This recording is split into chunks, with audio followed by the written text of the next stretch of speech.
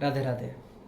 जो लोग धन इकट्ठा करने में लगे हैं, संसार को इकट्ठा करने में लगे हैं कि और हो जाए, 4 फ्लैट हो चुका और 4 हो जाए नाती पोते के लिए, 8 हो गया, उनके नाती पोते के लिए भी हम कर देते हैं, 7 8 पीढ़ी 10 पीढ़ी आराम से बैठ कर खाएं। तो ऐसी जिनकी मनोभावना है, जो ऐसा प्लानिंग करते हैं, उनको ये सोचना चाहिए कि धन की 3 ही गति है। सबको मालूम है क्या क्या? तो दानम, भोगम, नासस्तिस्रो गतयो भवन्ति वित्तस्य। 3 गति क्या क्या? दान, भोग और नाश। यो न ददाति न भुंक्ते तस्य तृतीया गतिर्भवति। जो न दान करे, यो न ददाति न भुंक्ते, और ना ही स्वयं भोग करे अर्थात स्वयं के ऊपर खर्च करे, तो तस्य तृतीया गतिर्भवति, उसकी फिर तीसरी गति होगी क्या? नाश।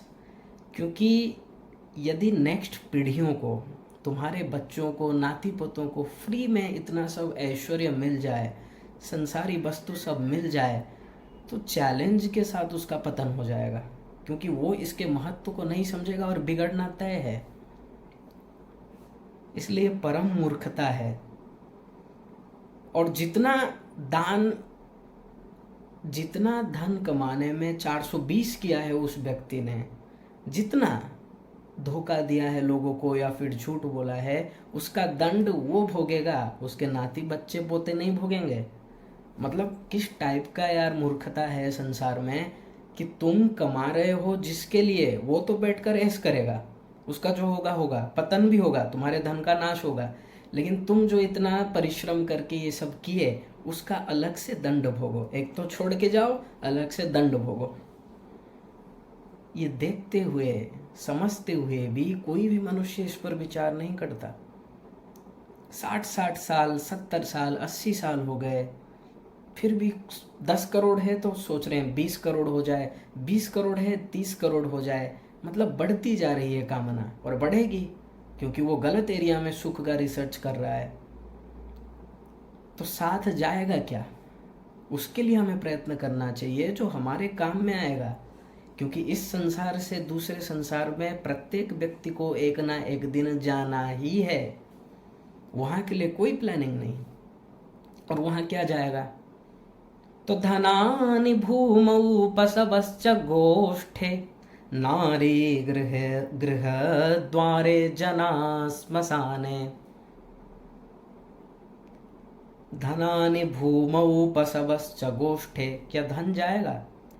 1 पैसा भी साथ नहीं जाएगा। और जितना कमाया है जिस व्यक्ति ने, उसने जितना पाप किया है, अर्थात वर्णाश्रम धर्म कर्मों के अनुसार यदि धन नहीं कमाया है, उसके विपरीत पाप करके कमाया है, उसका अलग से दंड भोगोगे नरक में। और फिर हीनतरम विशंति, बिल्ली मच्छर आदि इस सब हीन योनियों में जन्म मिलेगा, अर्थात मनुष्य शरीर नहीं मिलेगा। तो धन साथ नहीं जाने वाला, और ना ही गाड़ी वाहन ये सब जाएगा। पशवश्च गोष्ठे, सब यहीं धरा रह जाएगा। कार वहीं पे खड़ा रहेगा, बाइक वहीं पे खड़ा रहेगा। जितने भी तुमने वाहन इकट्ठा किया है, 2 करोड़ 5 करोड़ 10 करोड़ 20 करोड़, जितने भी कार हैं सब यहीं रह जाएंगे। पहले जमाने में जिसके पास हाथी घोड़ा ज़्यादा होता था तो उसे धनवान कहते थे। यही हाथी घोड़े के द्वारा ही राजा लोग जाते थे। तो ये जिसके पास जितना होता था उसे धनवान कहा जाता था। तो वही है वाहन। तो धनानि भूमौ पशवश्च गोष्ठे, नारी गृह द्वारे जना श्मशाने। जिस स्त्री से तुमने विवाह किया और विवाह के दौरान ये प्रण लिया कि 7 जन्म हम एक दूसरे का साथ निभाएंगे, साथ ही जिएंगे, साथ ही मरेंगे, वो कहाँ तक जा रही है? नारी गृह द्वारे, घर के द्वार तक। और मान लो एक साथ यदि पति पत्नी भी मर जाएं तो अपने अपने कर्म के अनुसार जाएंगे, कोई साथ नहीं जाएगा। फिर मित्र जना श्मशाने, जन अर्थात पड़ोसी जन या फिर तुम्हारे मित्र लोग, जिसको तुम बेस्ट फ्रेंड कहते थे, कि जिसको तुम ये कहते थे धोखे के कारण कि वो इतना मेरा अच्छा फ्रेंड है कि कुछ भी कर सकता है मेरे लिए, वो कहाँ तक जाएगा? तो जना स्मशान है, स्मशान भूमि तक ही साथ देगा। और जिस शरीर पे तुमको अहंकार था, 18-20 वर्ष में जिस हाथ को लोहा समझते थे, अपने रूप का अहंकार, धन का अहंकार, हमने ये कुल में जन्म लिया है, ये कुल का अहंकार, वो शरीर का क्या होगा? वो शरीर तो जाना चाहिए साथ में। तो देहश्चितायाम परलोक मार्गे, तो परलोक मार्ग में क्या जाएगा? धर्मानुगो गच्छति जीव एकः, वो जीव अकेला जाएगा, उसके साथ उसने कितने पुण्य कर्म किए हैं, कितने पाप किए हैं, यही सबका हिसाब जाएगा। केवल उसके साथ धर्म ही जाएगा, उसका साथ परलोक मार्ग में केवल उसके सत्कर्म ही देंगे। और सत्कर्म क्या है?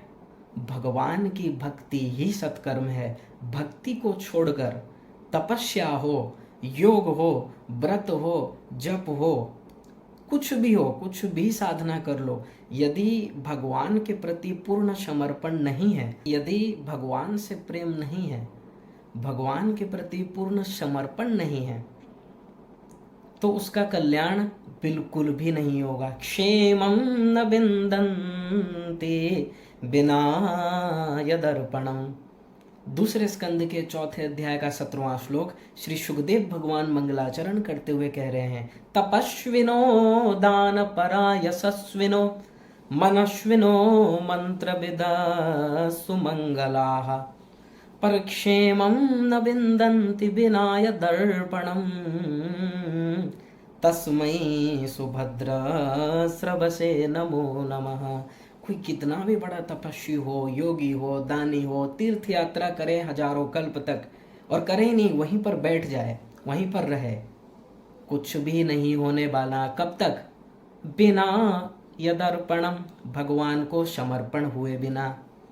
इसलिए सबसे श्रेष्ठ सत्कर्म केवल एक ही है, भगवान की भक्ति, भगवान में ही मन लगे। इसको छोड़कर सत्कर्म उसको नहीं कहा जाएगा, उसको पाप पुण्य कहा जाएगा। ठीक है, तपस्या किया है, माला जपा है या फिर तीर्थ यात्रा किए हो, उसका फल मिलेगा, लेकिन क्या मिलेगा? स्वर्ग मिलेगा 2 दिन के लिए। और फिर तेतम भुक्त्वा स्वर्गलोकम विशालम क्षीणे पुण्ये मर्त्यलोकम विशंति। गीता 9:21। रिटर्न इसी मृत्युलोक में। इससे जन्म मृत्यु का बंधन नहीं छूटने वाला, ना ही तुमको परमानंद मिलेगा, ना ही माया जाएगी।